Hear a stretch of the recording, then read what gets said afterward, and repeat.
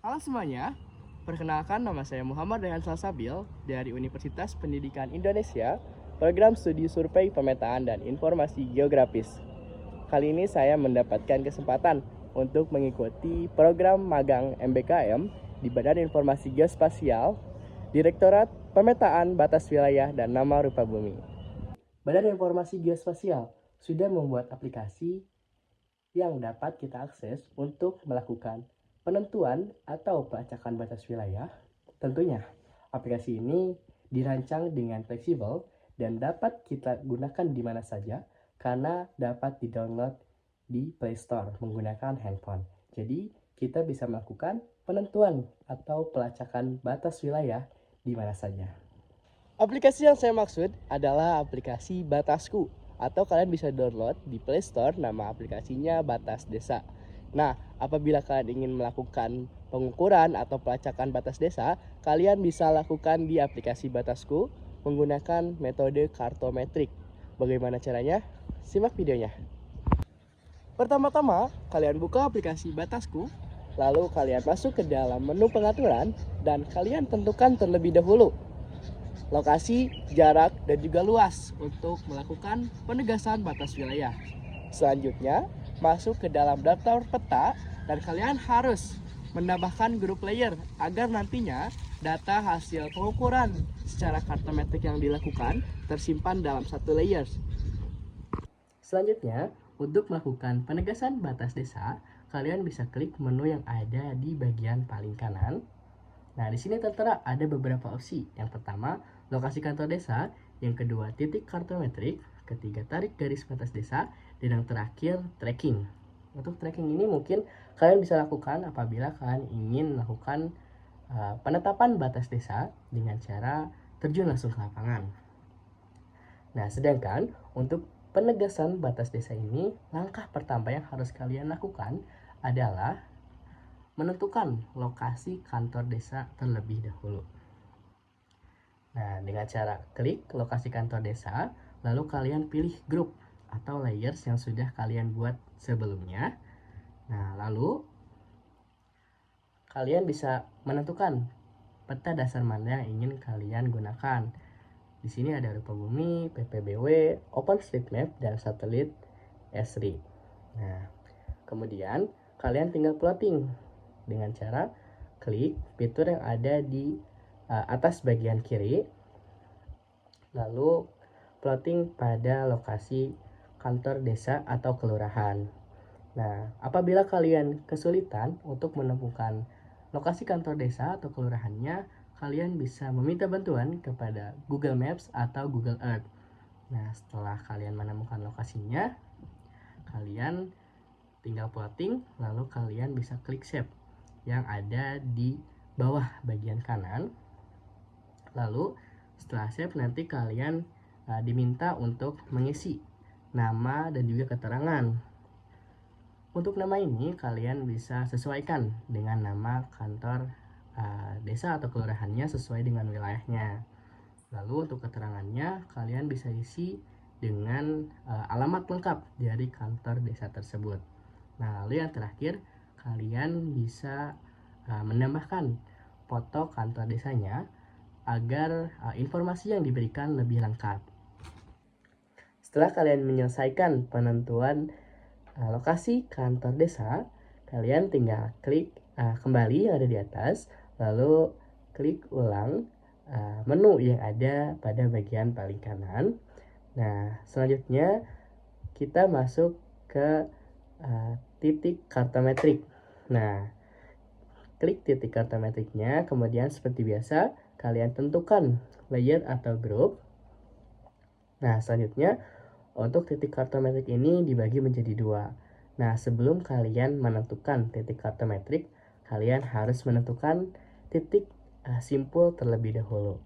Nah, apa yang dimaksud dengan titik simpul? Nah, titik simpul ini merupakan titik yang berada di minimal dari 3 perbatasan suatu desa. Jadi contohnya, apabila dalam suatu batas desa ini terdapat 3 atau lebih desa yang bersebelahan, maka di sana bisa ditentukan untuk posisi titik simpulnya. Nah, seperti yang saya contohkan di samping sini, saya menentukan titik simpul pertama untuk kelurahan Geger Kalong. Nah, setelah itu kalian tinggal klik save seperti biasa. Kalian berikan nama titik simpul 1. Untuk seterusnya bisa menyesuaikan. Lalu untuk keterangan, kalian bisa beri keterangan lokasi desa yang bersebelahan. Seperti contoh yang di samping ini, saya memasukkan keterangan Geger Kalong, Hegar Manah, Paster, yang artinya ini menunjukkan 3 desa yang bersebelahan pada titik simpul ini, yaitu ada Kelurahan Geger Kalong, Kelurahan Hegar Manah, dan juga Kelurahan Paster. Nah, setelah kalian menyelesaikan penentuan titik simpul, selanjutnya baru kalian bisa menentukan titik kartometrik. Nah, untuk titik kartometrik kurang lebih caranya hampir mirip seperti penentuan titik simpul, namun yang menjadi pembedanya titik kartometrik ini tidak terpaku oleh berapa desa yang harus bersebelahan. Jadi sebetulnya titik simpul ini membantu kita sebagai orang yang menetapkan atau yang menegaskan batas wilayah. Nah, tujuannya untuk apa? Untuk mempermudah sebagai patokan batas wilayah dari desa yang akan kita lakukan penegasannya. Nah, kalian setelah melakukan penentuan titik kartometrik seperti biasa, klik save, lalu kalian beri nama TK1, dan untuk seterusnya kalian bisa menyesuaikan. Lalu untuk nama keterangannya kalian bisa isi apa saja sebetulnya, namun di sini saya memberikan keterangan dengan lokasi jalan karena beberapa batas desa yang ada di Kelurahan Geger Kalong ini yaitu dibatasi dengan jalan seperti itu. Selesai membuat titik simpul dan juga titik kartometrik, langkah terakhir yang harus dilakukan adalah penarikan garis batas atau pembuatan segmen. Nah, bagaimana caranya? Seperti biasa, kalian klik menu yang paling kanan, kemudian kalian pilih opsi tarik garis batas, lalu kalian pilih layers atau grup yang sudah kalian buat. Selanjutnya, bagaimana tata cara membuat tarik garis batas atau membuat segmen. Nah, simpelnya segmen ini dibuat untuk merepresentasikan antara perbatasan dari 2 desa atau kelurahan. Nah, jadi kalian tinggal menarik dari titik simpul A ke titik simpul B. Nah, contoh yang sudah saya buat di samping. Nah, ini adalah segmen 1, perbatasan antara Geger Kalong dengan Kelurahan Paster. Nah, lanjut untuk selanjutnya dari titik simpul 2 ke titik simpul 3 bisa menyesuaikan perbatasan antara Geger Kalong dengan kelurahan apa. Seperti itu. Nah, setelah selesai, seperti biasa kalian bisa save, terus beri nama segmen berapa, lalu keterangannya kalian bisa isi dengan keterangan perbatasan desa A dan juga desa B. Setelah selesai, kalian save dan penegasan batas wilayah sudah selesai. Nah, selanjutnya untuk cara ekspornya bagaimana? Nah, kalian tinggal klik pada menu daftar peta, lalu kalian klik detail pada layers atau grup yang sudah kalian buat. Nah, lalu tinggal klik export KML di atas bagian kiri. Nah, seperti itu mungkin yang bisa saya sampaikan untuk tutorial bagaimana caranya membuat penegasan batas wilayah pada aplikasi Batasku. Selain melakukan penegasan batas wilayah menggunakan aplikasi Batasku, saya juga mencoba menganalisis data hasil deliniasi penegasan batas desa yang dilakukan oleh Badan Informasi Geospasial. Nah, data ini berada di wilayah Sleman dengan skala 5000. Terdapat 5 SHP, diantaranya yang pertama ada titik batas administrasi atau sama seperti titik kartometrik yang sudah dilakukan sebelumnya. Nah, pada titik kartometrik ini banyak sekali informasi yang bisa didapatkan. Contohnya seperti nama objek, fitur code, terus catatan, lalu ada kelas pilar, lokasi dari titik kartometriknya, baik itu provinsi, kabupaten, kecamatan, dan juga desa. Lalu ada tipe administrasi dan juga ada koordinat dalam bentuk derajat desimal, derajat menit detik, dan juga dalam proyeksi UTM. Selanjutnya yang kedua ada batas wilayah administrasi. Nah, ini sama seperti segmen atau tarik garis batas. Ini bentuknya polyline.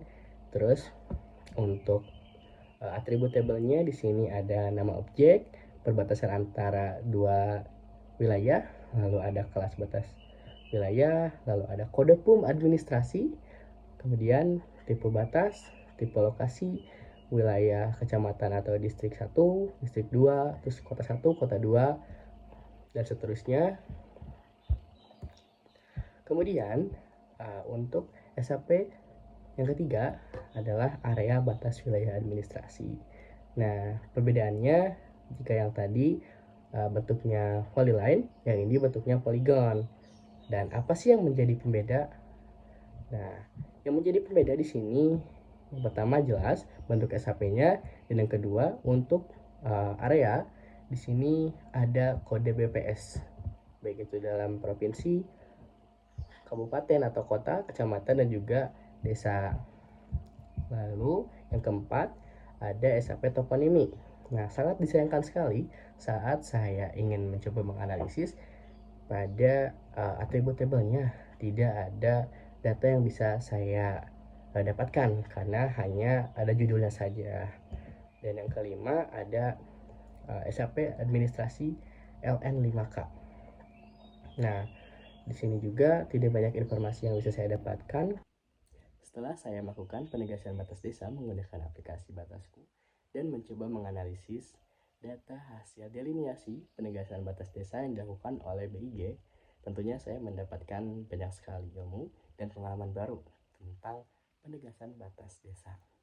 Nah, ini mengingatkan saya terhadap aplikasi Peta Kita yang dulu pernah dibuat oleh BIG juga, yang fokusnya untuk pemetaan partisipatif. Nah, mungkin untuk aplikasinya tidak jauh berbeda, baik itu dalam tampilan dan juga fitur-fiturnya. Jadi bisa dibilang ini familiar bagi saya karena dulu saya pernah mencoba aplikasi Peta Kita juga. Nah, lalu masukan untuk aplikasi ini tidak banyak, hanya satu mungkin yang saya harapkan ini bisa dibuat untuk grup. Jadi dalam satu layar ini ada beberapa orang yang bisa melakukan penegasan batas desa. Jadi datanya tuh bisa dilakukan lebih cepat gitu dengan beberapa orang. Dan keterkaitan dengan regulasi, menurut saya aplikasi ini bisa dibilang masih mengikuti regulasi yang ada. Jadi masih dibilang ini sesuai. Mungkin segitu yang bisa saya sampaikan. Saya ucapkan terima kasih bagi teman-teman semuanya yang sudah menonton video ini. Mohon maaf apabila ada kesalahan, baik itu dalam perkataan ataupun perbuatan. Saya ucapkan mohon maaf dan terima kasih sudah menonton. Bye.